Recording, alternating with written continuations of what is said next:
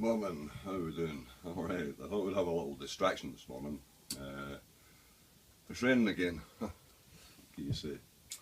And show you something that I built about 30 odd years ago. It's a model of a house. It's the house I was brought up in. A couple of army huts who were put together and made into a home after the Second World War. My father and mother brought me and my sister up in it. It's not really to scale.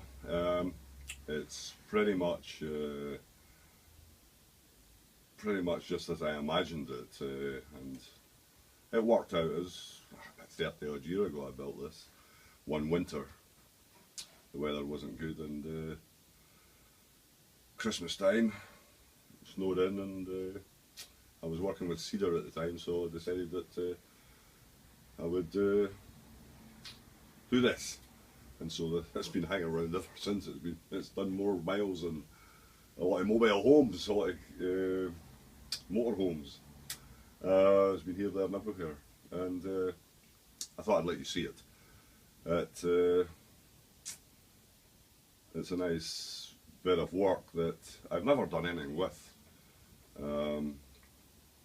It's just been in the workshop for a long time, and got in the way a lot of times.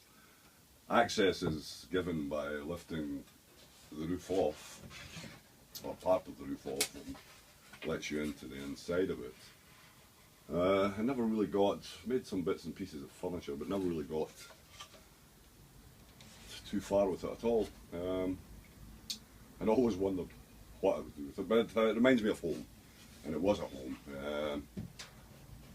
My earliest memory of, one of my earliest memories of the house as such was that it was extremely bloody cold.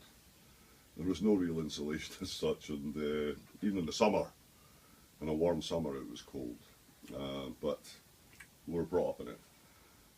But my earliest memory is my mother complaining about the size of the living room at the time, and my father, I think, fed up listening to her going on about it, decided one weekend that him and two of his friends would shorten the living room, as they say. And so they proceeded to take the gable end off. The house was about, I vaguely remember it, probably about 8 to 10 feet longer. 3 meters probably longer than it was. And they proceeded to take the gable end, because it was they were basically army huts, they were sectional, and proceeded to take the gable end off, chop that distance off it, and put the gable end back on. Which my mother seemed to be happy with. It was a lot, well, I wouldn't say easier to heat, but certainly it was a little bit warmer. But imagine doing something like that now, you know, being able to chop 3 meters off the house on a weekend and have it back. And but it brings back some fun memories, and obviously not so fun memories, but there you go. But my father got into, not trouble, but he got, anyway, he had been at Lanark Sale, and he was looking to paint the house, and same again, a long time after the war, there was a lot of ex-MOD stuff kicking around, and paint was one of them. Battleship grey was the colour, and the house ended up battleship grey. Terrible, terrible cold colour. He was never happy with it. It was really good paint, and he obviously got it at the right price. So it stayed that way for a long time. But eventually he got back round to painting it a colour that was suitable, and it ended up chocolate brown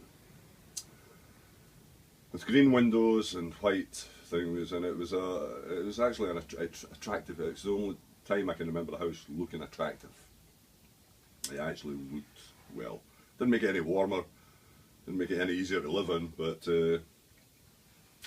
it certainly looked better, like, you know. And it's long gone now. Ellendale, it's called. The house next to it had I always remember the name. It had a funny name, and it was Built on Hope. Built on Hope. And I think for a lot of people back then, you know, it made sense to give houses names that were appropriate. Right? And it's long. All the houses in that area are long gone. There were a lot of them self-built and built with whatever was to hand. And they're all gone now, replaced by brick and things, structures that have no real character. Certainly a lot more comfortable to live in, and I would imagine, and you know, but nothing in the yards, nothing about. There's no interest in the places you see. A lot of the places you see nowadays, people live in them, but they just have nothing round about them. At one time, all yards and places, and you know, they had a collection of oddities and things that people were working on and doing, and but now, no, I'm afraid not. Everything's clean and tidy, and there just doesn't seem to be the same interest in things. But he was also very keen on animals, and we always had loads of them, to which I was given more than my fair share of work with. Right? I wasn't a great animal lover. I think it put me off them a bit more actually through the years, but it provided food for the family, and there was always milk and eggs, and always something good to eat. And there was a great gardener, a big garden and greenhouse and everything, and so you were fed well. You didn't realise it at the time, but looking at it nowadays, looking at the food situation nowadays and how people eat and how the grandchildren eat in particular, what can you say? Yes, we were well fed and nourished. So that's it. But anyway, I thought I'd throw this out. What I'm going to do with it, I don't know. I'm also at a later stage going to bring out one of the other houses that I built. I got into building dolls houses after this kind of thing for a while, and I built some very nice ones. I've still got one, which I'll show you later on. It's a Georgian townhouse that is just about completed. Bit to go on it yet, but I'm going to bring it down, and I'm going to. Now I've got time on my hands. It's a diversion from making sticks and other things, like, you know. So I like to keep my interests varied. Don't like to be stuck with the one thing all the time, and it's nice just to have a go at things and see how it works out, you know. But this I don't know. It'll probably get set back into the corner again and left. It's nice to have a reminder of a time gone past, and good and bad. So that's just something for you.